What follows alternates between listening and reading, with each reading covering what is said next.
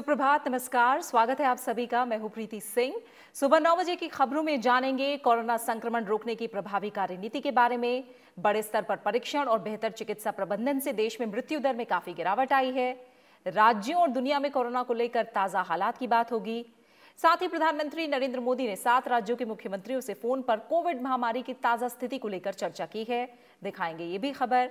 देश भर में उपभोक्ताओं के हितों की रक्षा करने के मकसद से आज से उपभोक्ता संरक्षण अधिनियम 2019 लागू होने जा रहा है। इसके अलावा उपराष्ट्रपति की फेसबुक पोस्ट में कई बड़ी बातें और सुझाव साझा किए गए हैं। करेंगे इसकी भी बात। तो आइए विस्तार से शुरू करते हैं खबरों का सिलसिला।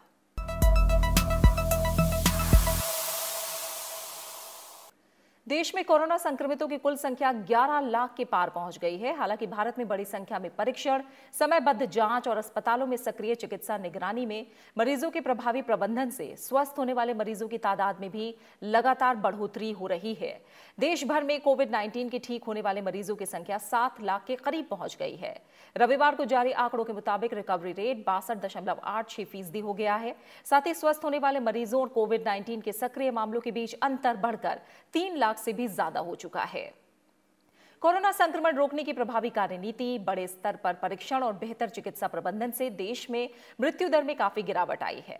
भारत में कोरोना मामलों में मृत्यु दर यानी CFR पहली बार 2.5% से नीचे आ गया है। 29 राज्यों और केंद्र शासित प्रदेशों में राष्ट्रीय औसत से भी कम दर्ज किया गया है। 5 राज्यों और केंद्र शासित प्रदेशों में तो CFR 0 है, जबकि 14 राज्यों और केंद्र शासित प्रदेशों में CFR 1% से भी कम है। देश में कोरोना परीक्षण सुविधाओं में भी खासी बढ़ोतरी की गई है। ICMR की परीक्षण रणनीति के तहत अब सभी पंजीकृत चिकित्सा विशेषज्ञ कोरोना जांच की सिफारिश कर सकते हैं। राज्यों और केंद्र शासित प्रदेशों की ओर से गोल्ड स्टैंडर्ड RT-PCR आधारित व्यापक परीक्षण के साथ rapid antigen point of care जांच के परिणाम स्वरूप नमूनों की जांच में खासी बढ़ोतरी हुई है।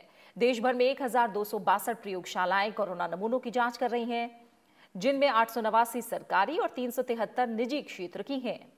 अब तक 1,40,00,000 से ज्यादा नमूनों के परीक्षण के साथ ही भारत में प्रति 10 लाख आबादी पर परीक्षण का आंकड़ा करीब 10,000 तक पहुंच गया है। प्रधानमंत्री नरेंद्र मोदी ने 7 राज्यों के मुख्यमंत्रियों से फोन पर कोविड महामारी की ताजा स्थिति को लेकर चर्चा की। उन्होंने बिहार, असम, आंध्र प्रदेश, तेलंगाना, तमिलनाडु, हिमाचल प्रदेश और उत्तराखंड के मुख्यमंत्रियों से बातचीत में संबंधित राज्यों में कोविड-19 की वर्तमान स्थिति के बारे में जानकारी ली। प्रधानमंत्री ने हालात से निपटने के लिए राज्यों को हर संभव मदद का भरोसा भी दिया। संबंधित राज्यों के मुख्यमंत्रियों ने प्रधानमंत्री नरेंद्र मोदी को राज्य में कोविड महामारी पर काबू पाने के लिए किए जा रहे प्रयासों की जानकारी दी। प्रधानमंत्री ने असम के मुख्यमंत्री सर्बानंद सोनोवाल से कोरोना महामारी, बाढ़ और बागजन तेल कुएं में आग सहित विभिन्न मुद्दों पर चर्चा की। असम के मुख्यमंत्री ने ट्वीट किया कि उन्होंने प्रधानमंत्री को मौजूदा स्थिति और राज्य सरकार के विभिन्न उपायों की जानकारी दी। प्रधानमंत्री ने स्थिति से निपटने के लिए असम को हर संभव सहायता का आश्वासन दिया है। उपराष्ट्रपति और राज्यसभा के सभापति एम वेंकैया नायडू ने कहा है कि संसद के मॉनसून सत्र के आयोजन को लेकर हाल में सरकार ने दोनों पीठासीन अधिकारियों से संपर्क किया है। सभापति ने कहा कि लोकसभा अध्यक्ष ओम बिरला के साथ उन्होंने कई बार मॉनसून सत्र और संसदीय समितियों की बैठकों को लेकर चर्चा की है। इसके लिए तैयारी की जा रही है।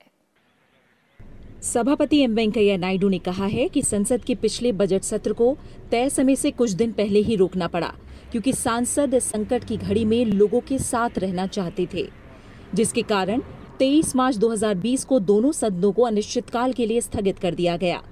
संविधान के अनुसार संसद को अंतिम बैठक के 6 महीने के भीतर फिर बैठक करनी होती है।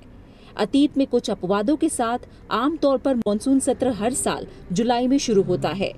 सभापति ने कहा है कि उन्होंने और लोकसभा अध्यक्ष ओम बिरला ने संसदीय समितियों की बैठकों और संसद के मॉनसून सत्र को लेकर अब तक कई बैठकें की हैं।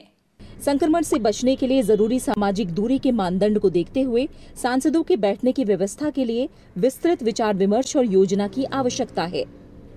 सभापति एम वेंकैया नायडू ने कहा है कि मई में घरेलू हवाई यात्रा पर प्रतिबंधों में ढील देने और रेल यात्रा पर से कुछ हद तक रोक हटने के साथ इस महीने से संसद के दोनों सदनों की विभाग संबंधी स्थायी समितियों ने अपनी बैठकें फिर शुरू कर दी हैं।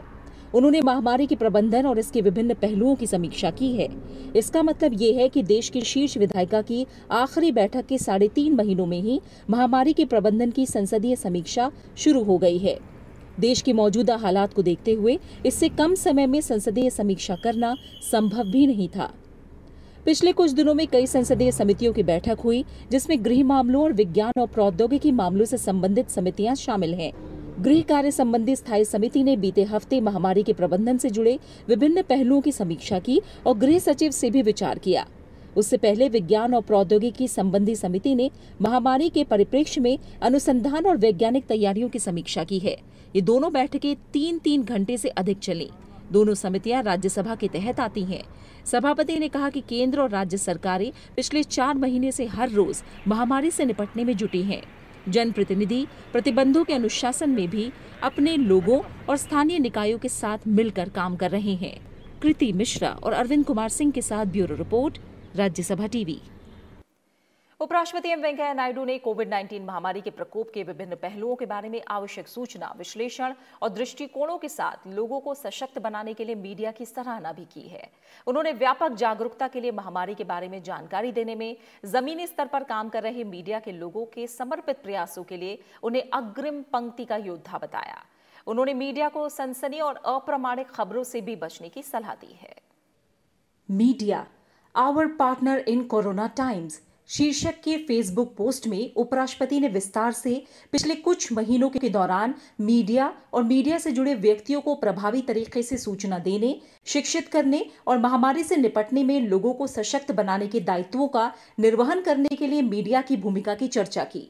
उन्होंने कहा कि जब लोग विपत्ति में फंसते हैं तो वो इसके कारणों और परिणामों, इसकी अवधि और इससे निपटने के तरीकों के बारे में जानकारी की तलाश करते हैं और केंद्र, राज्य सरकारों और मीडिया की ही हो जाती है कि वो लोगों को इसी के अनुरूप उचित जानकारी से लैस करें। उन्होंने ये भी कहा कि मीडिया ने महामारी के विभिन्न पहलुओं और समाज के विभिन्न वर्गों पर इसके प्रभावों के बारे में विश्लेषणात्मक विवेचना के साथ संसदीय संस्थानों में बहस के लिए भी एजेंडा तय किया है। उन्होंने मास्क पहनने, सोशल डिस्टेंसिंग, हाथों को बार बार धोने, स्वस्थ भोजन करने, नियमित व्यायाम करने, आध्यात्मिक अनुकूलन आदि जैसे बचाव संबंधी उपायों को बढ़ावा देने के लिए मीडिया के अभियानों का भी जिक्र किया। उन्होंने लिखा है कि मीडिया ने लोगों को अधिकार संपन्न बनाने का मिशन उस वक्त जारी रखा जब इसकी सबसे अधिक आवश्यकता थी। प्रिंट मीडिया के बारे में उपराष्ट्रपति ने कहा है कि कोरोना वायरस और महामारी के फैलने के लिए जितनी जगह उपलब्ध कराई गई, ये युद्ध के समय की रिपोर्टिंग से भी अधिक थी। टेलीविजन के कुछ वर्गों के संबंध में सावधानी बरतने की सलाह देते हुए उपराष्ट्रपति ने कहा है कि स्थिति को बढ़ा चढ़ाकर दिखाने से परहेज करना चाहिए। उपराष्ट्रपति ने सोशल मीडिया यूजर्स से अपील की है कि वो सोशल मीडिया का इस्तेमाल कोरोना वायरस के बारे में केवल प्रमाणित जानकारी के प्रसार के लिए ही करें और बीमारी से संबंधित भ्रामक पोस्ट करने से बचें। कृति मिश्रा और अरविंद कुमार सिंह के साथ ब्यूरो रिपोर्ट, राज्यसभा टीवी।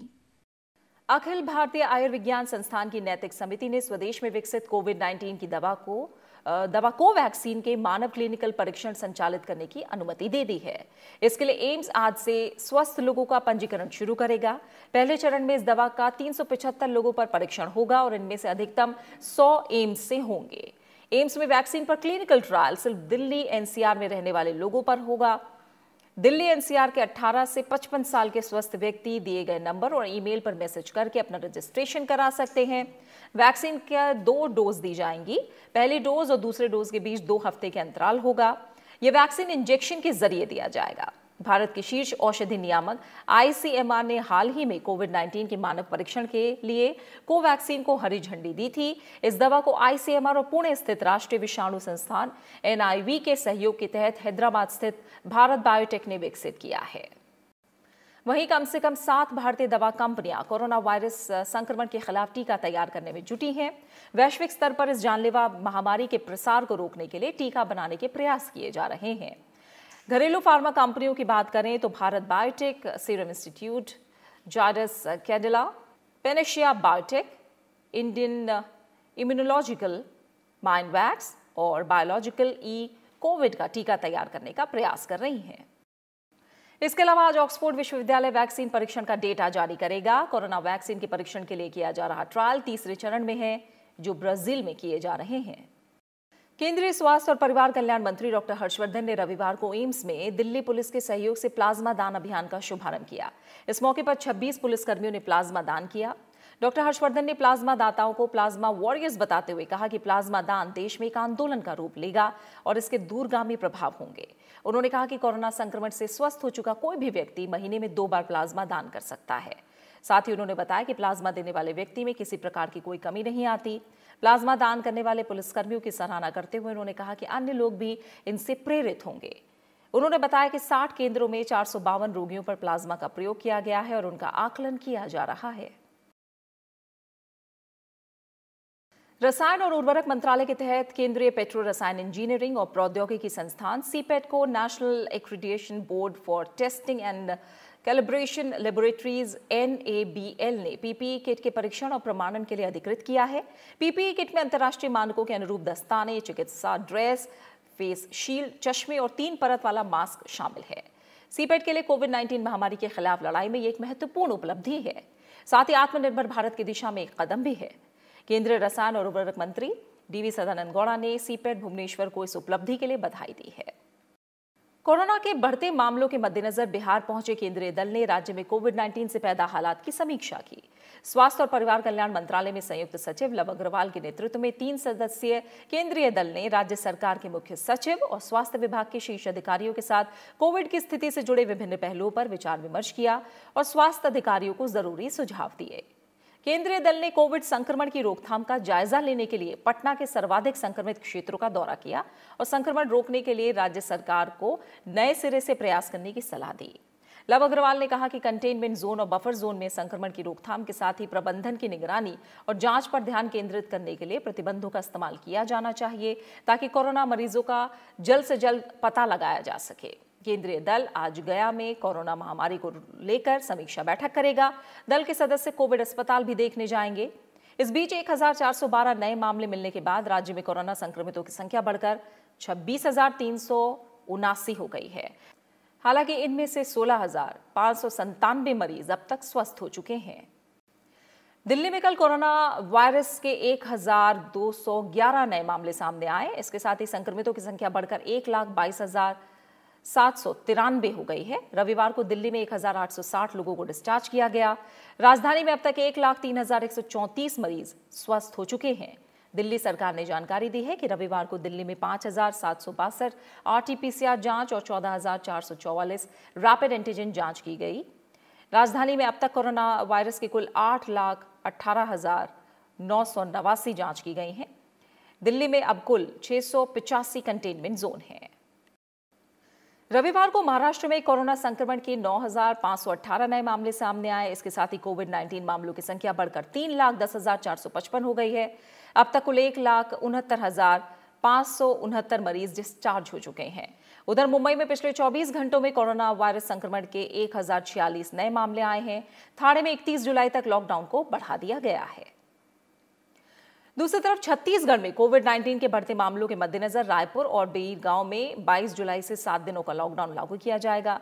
इस दौरान लोगों का आना जाना प्रतिबंधित रहेगा। सिर्फ जरूरी सेवाएं चलती रहेंगी।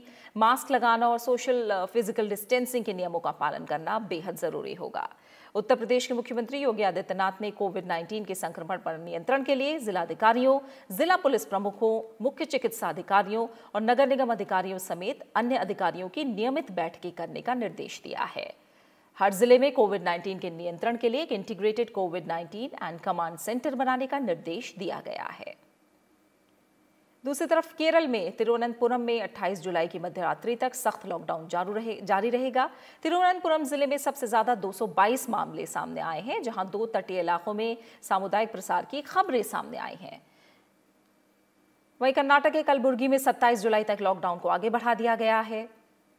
अरुणाचल प्रदेश में ईटानगर राजधानी क्षेत्र में पूर्ण लॉकडाउन की अवधि 3 अगस्त तक बढ़ा दी गई है। राजधानी में पिछले 2 सप्ताह के दौरान कोविड के मामलों की बढ़ती संख्या के मद्देनजर ऐसा किया गया है। कोविड-19 महामारी के बढ़ते मामलों को देखते हुए जम्मू कश्मीर के उपराज्यपाल गिरीश चंद्र मुर्मू ने धार्मिक नेताओं से लोगों के व्यवहार में परिवर्तन लाने के लिए सक्रिय भूमिका निभाने को कहा है। वहीं बात दुनिया के हालात की करें तो कोरोना वायरस का संक्रमण तेजी से फैलता जा रहा है। विश्व में कोरोना से संक्रमित लोगों की संख्या अब 1,39,37,000 के पार हो चुकी है, जबकि 5,93,000 से ज्यादा लोग अपनी जान गंवा चुके हैं। कोरोना मामलों में पहले नंबर पर अमेरिका है, जहां अब तक 36,34,000 से ज्यादा लोग संक्रमित हो चुके हैं और 1,39,000 से ज्यादा लोगों की मौत हो चुकी है। वहीं दूसरे नंबर पर ब्राजील है। ब्राजील में अब तक 20,12,000 से ज्यादा लोग महामारी की चपेट में आ चुके हैं। साथ ही देश में कोरोना से मरने वालों की संख्या 76,600 से ज्यादा हो चुकी है। वहीं चीन में कम जोखिम वाले क्षेत्रों में सिनेमाघरों को फिर खोला जाएगा। मध्यम और उच्च जोखिम वाले क्षेत्रों में सिनेमाघर बंद रहेंगे, लेकिन कम खतरे वाले क्षेत्रों में छूट मिलेगी। साथ ही फ्रांस में आज से कोरोना वायरस के संक्रमण को रोकने के लिए बैंकों, दुकानों और बाजारों सहित सार्वजनिक स्थानों पर मास्क पहनने के नियम को कड़ाई से लागू किया जाएगा। खबरों का सिलसिला जारी है। हम लौट रहे हैं एक छोटे से ब्रेक के बाद।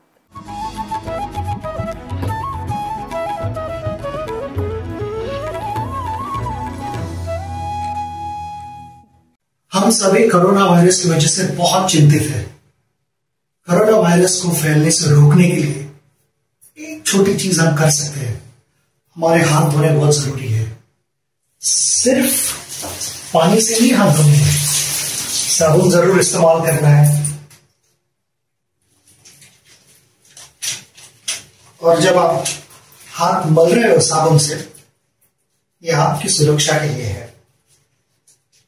20 सेकंड जरूर मलिएगा।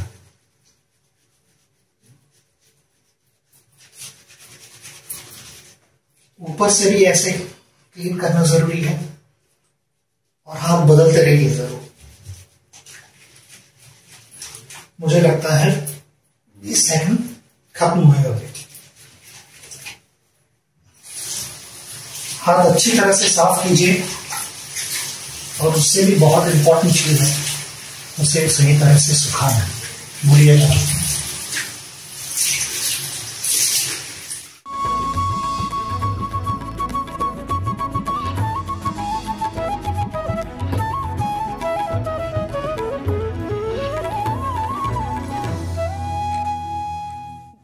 ब्रेक के बाद आपका स्वागत है। आइए खबरों के सिलसिले को आगे बढ़ाते हैं।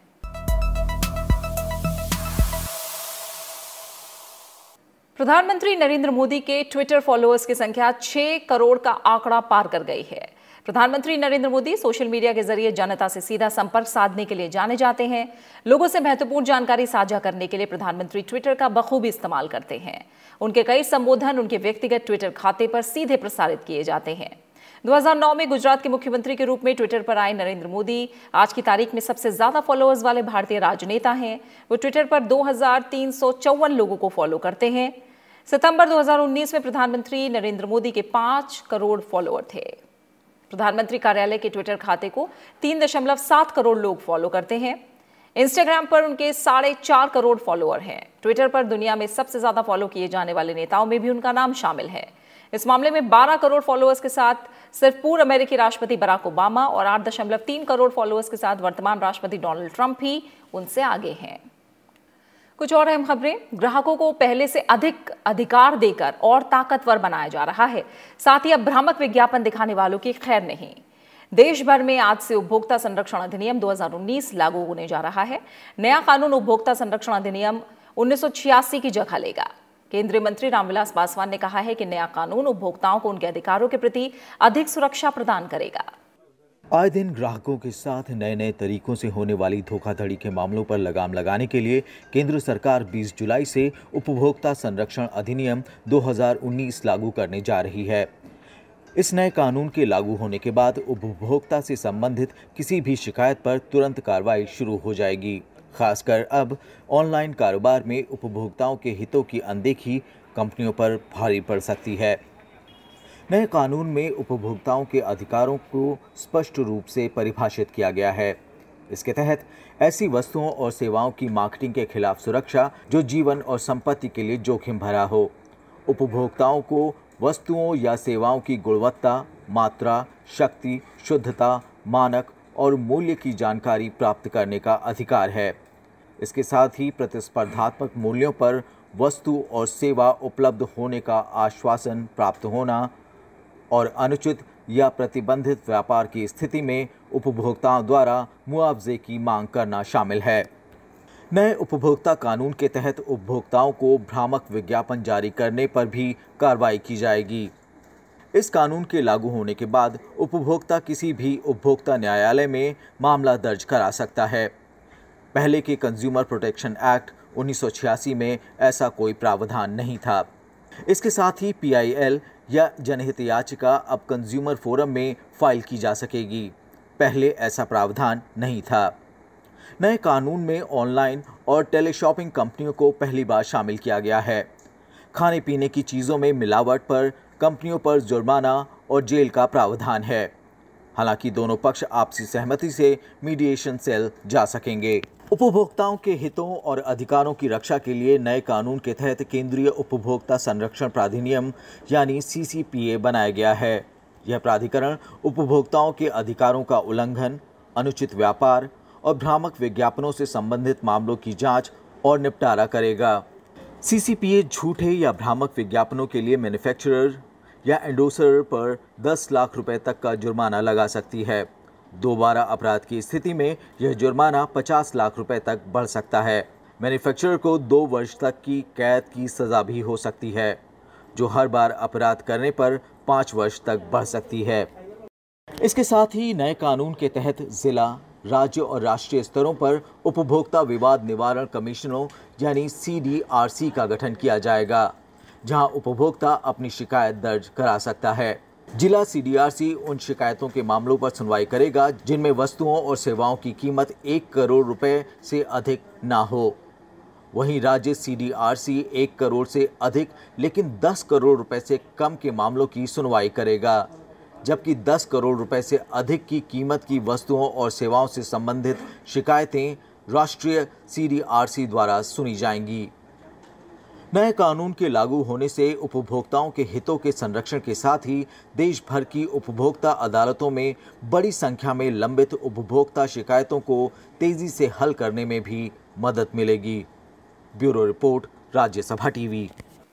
आयकर विभाग आज से करदाताओं की सुविधा के लिए आयकर के स्वैच्छिक अनुपालन पर अभियान शुरू करेगा। 31 जुलाई को खत्म होने वाले इस 11 दिवसीय अभियान में कर निर्धारण करदाताओं पर ध्यान केंद्रित किया गया है, जो या तो आयकर जमा नहीं करते या वित्त वर्ष 2018-19 के उनके रिटर्न में विसंगतियां रही हैं। इसी अभियान का उद्देश्य करदाताओं को विशेष रूप से वित्त वर्ष 2018-19 के लिए कर निर्धारितों को IT विभाग से उपलब्ध उनके कर, वित्तीय लेन देन जानकारी के सत्यापन की सुविधा उपलब्ध कराना और स्वैच्छिक अनुपालन को बढ़ावा देना है। ये अभियान के अंतर्गत करदाता पोर्टल पर ऊंचे मूल्य के लेन देन से संबंधित जानकारी देखने में सक्षम होंगे। केंद्रीय विधि और सूचना प्रौद्योगिकी मंत्री रविशंकर प्रसाद ने कहा है कि नागरिकों से संबंधित डेटा पर समुदाय और देश का अधिकार होता है। ठाकुर प्रसाद स्मारक व्याख्यान माला के तहत वर्चुअल संबोधन में उन्होंने कहा कि सरकार डेटा की संप्रभुता से कभी समझौता नहीं करेगी। उन्होंने कहा कि केंद्र सरकार डेटा सुरक्षा संबंधी कानून ला रही है। संसद की प्रवर समिति इस मामले पर विचार कर रही है।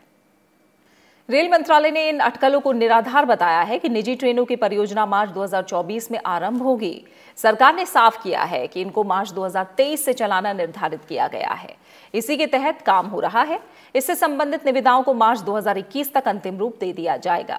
भारतीय रेल 109 जोड़ी रूटों पर 151 निजी ट्रेनों को चलाने की योजना पर आगे बढ़ रही है। इससे करीब 30,000 करोड़ रुपए के निवेश की परिकल्पना की गई है। पुदुचेरी विधानसभा का बजट सत्र आज से शुरू हो रहा है। इस दौरान मुख्यमंत्री वी नारायणसामी 2020-21 का बजट पेश करेंगे। कोविड महामारी के मद्देनजर सत्र के दौरान विधानसभा परिसर में निर्वाचित प्रतिनिधियों, प्रशासन के वरिष्ठ अधिकारियों और कुछ मीडिया कर्मियों के अलावा किसी को भी प्रवेश की अनुमति नहीं होगी। बीजेपी ने हरियाणा सरकार के पूर्व मंत्री ओम प्रकाश धनखड़ को पार्टी की प्रदेश इकाई का अध्यक्ष नियुक्त किया है। धनखड़ ने पूर्व प्रदेश अध्यक्ष सुभाष बराला की जगह ली है। बीजेपी महासचिव अरुण सिंह की ओर से जारी बयान में कहा गया है कि पार्टी अध्यक्ष जेपी नड्डा ने तत्काल प्रभाव से ओम प्रकाश धनखड़ को हरियाणा प्रदेश बीजेपी का अध्यक्ष नियुक्त किया है। बात कुछ और अहम खबरों की। सऊदी अरब अमीरात का मंगल के लिए पहला अंतरिक्ष मिशन जापान से लॉन्च हुआ। यूएई के इस मिशन को मंगल अमल नाम दिया गया है। यान ने दक्षिण जापान के तानेगाशिमा स्पेस सेंटर से उड़ान भरी।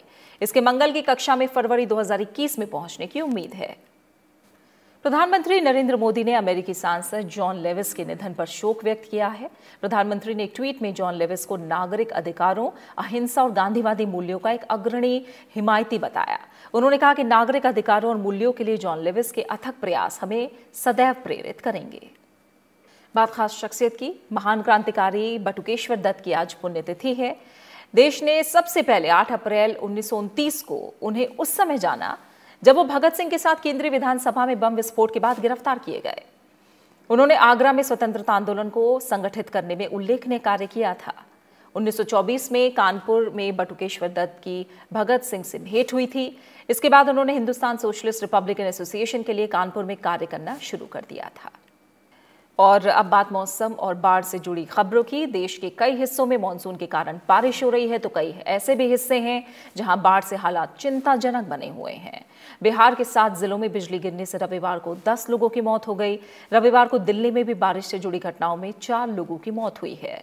भारी बारिश के कारण राजधानी दिल्ली में कई मकान ढह गए और निचले इलाकों में पानी भर गया। असम में बाढ़ की स्थिति में धीरे धीरे सुधार हो रहा है। अभी भी राज्य के 33 जिलों में से 24 जिले बाढ़ की चपेट में हैं और 25 लाख से ज्यादा लोग बाढ़ से पीड़ित हैं। राज्य में बाढ़ से जुड़ी घटनाओं में 5 और लोगों की मौत के साथ ही इस प्राकृतिक आपदा में मरने वालों की तादाद बढ़कर 84 हो गई है। मुख्यमंत्री सर्बानंद सोनोवाल ने कल मोरीगांव जिले में बाढ़ पीड़ितों से मुलाकात की। उन्होंने बाढ़ में जान गंवाने वालों के परिजनों को 4 लाख रुपए मुआवजे की राशि भी सौंपी। असम में बाढ़ की स्थिति को लेकर प्रधानमंत्री ने भी मुख्यमंत्री से बात की और स्थिति से निपटने के लिए हर संभव मदद का भरोसा दिया है। इस बीच मौसम विभाग ने कहा है कि देश में मौजूदा मॉनसून में अब तक सामान्य से 6% अधिक वर्षा हुई है, लेकिन उत्तर भारत में कम बारिश हुई है।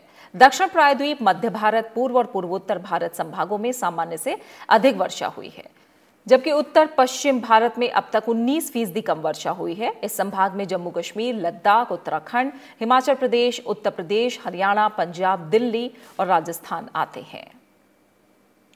और अब एक अच्छी खबर। झारखंड के जमशेदपुर विमेंस कॉलेज की छात्रा नंदिता हरिपाल ने राज्य की 12वीं कक्षा की आर्ट्स विषय की परीक्षा में टॉप किया है। नंदिता हरिपाल के पिता राजेश हरिपाल एक बुटीक में टेलर हैं, जबकि मां रश्मि हरिपाल घरेलू सहायिका का काम करती हैं। परीक्षा परिणाम आने के बाद नंदिता ने कहा कि जब उन्होंने खबर सुनी तो वो स्तब्ध रह गई। नंदिता पत्रकार बनना चाहती हैं। पढ़ाई के लिए रेगुलर क्लास करना, रेगुलर लेक्चर्स अटेंड करना और घर में भी रेगुलर पढ़ाई करना, रेगुलर शेड्यूल बना के। पापा मम्मी हमेशा शुरू से ही सपोर्ट करते हैं, मतलब फाइनेंशियली जितना भी प्रॉब्लम हो, लेकिन हम लोग तीनों के पढ़ाई में कभी भी कोई प्रॉब्लम नहीं होने देते हैं। आगे हमको जर्नलिज्म में इंटरेस्ट है, तो हम जर्नलिस्ट का ही कोर्स करेंगे। और इसी के साथ फिलहाल सुबह 9 बजे की खबरों में मेरे साथ इतना ही। इजाजत दीजिए और अपना अच्छे से ख्याल रखिए। नमस्कार।